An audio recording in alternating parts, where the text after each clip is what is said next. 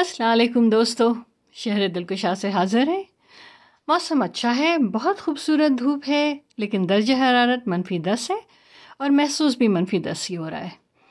آج آپ کے لیے جو پیراگراف لے کر حاضر ہیں وہ انشا اور اشفاق احمد کے مابین گفتگو ہے۔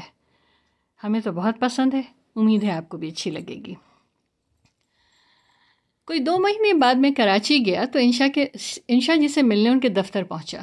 انشا بیٹھا کام کر رہا تھا، ہم گپ شپ لگا رہے تھے، ادھر کی باتیں ادھر ادھر کی باتیں، بہت ساری باتیں۔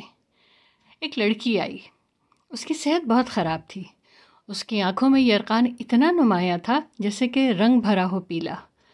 اس نے چھپانے کے لیے اپنی آنکھوں میں سرمے کی بہت موٹی تہ لگا رکھی تھی اور کالا برقع بھی پہنا ہوا تھا۔ ٹیبل کے پاس آ کر کھڑی ہو گئی۔ اس نے ایک خط انشا کو دیا۔ انشا وہ خط پڑھ کر رونے لگا۔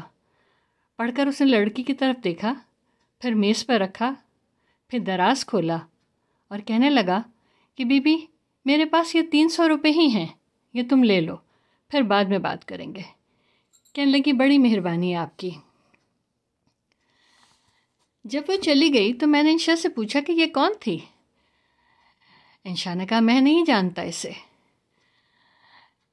میں نے کہا تجھ سے پیسے لینے آئی، تو نے اسے 300 روپے دے دیے اور تو کہتا ہے تو اسے نہیں جانتا؟ کہنے لگا نہیں، میں واقعی اسے نہیں جانتا، میں بس اتنا جانتا ہوں کہ یہ خط ہے، اس میں لکھا ہے کہ محترم انشا صاحب، میں آپ کے کالم بڑے شوق سے پڑھتی ہوں اور ان سے بہت خوش ہوتی ہوں، اور میں یہاں لیاری میں ایک پرائمری اسکول میں ٹیچر ہوں۔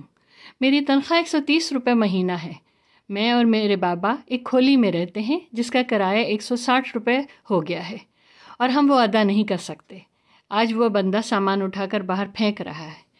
اگر آپ مجھے 160 روپے دے دیں تو میں آہستہ آہستہ کر کے 10 روپے کر کے اتار دوں گی۔ میں کراچی میں کسی اور کو نہیں جانتی سوائے آپ کے، وہ بھی آپ کے کالم کی وجہ سے۔ میں نے کہا اوے بیوقوف آدمی، اس نے تجھ سے 160 روپے مانگے، تو نے اٹھا کے 300 دے دیے۔ انشا کہنے لگا میں نے بھی تو دتوں میں سے ہی دیا ہے، میں نے کون سا اپنے پلے سے دیا ہے۔ یہی بات سب سے امپورٹنٹ ہے۔ ہم جب کسی کو بھی کچھ دیتے ہیں تو پلے سے، ہم اپنے پلے سے کچھ نہیں دیتے، اسی کے جو بھی ہمارے پاس دیا ہوا ہے وہ سب اللہ تعالیٰ کا ہے۔ اور یہ بہت اہم بات ہے کہ ہم کو جو کچھ بھی دیا جاتا ہے وہ صرف ہمارا نہیں ہوتا، اس میں بہت سے لوگ حصے دار ہوتے ہیں، اللہ تعالیٰ کی بہت سی مخلوق حصے دار ہوتی ہے۔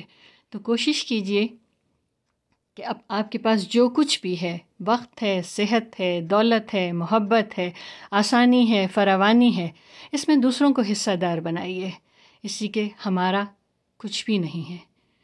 یہ عطا ہے، اور عطا اسی وقت کامیاب ہوتی ہے اور مقبول ہوتی ہے جب اس کو پھیلایا جائے۔ اپنا بہت خیال رکھیے گا، زندگی سلامت رہی، انشاءاللہ پھر بات ہوگی۔ اللہ حافظ۔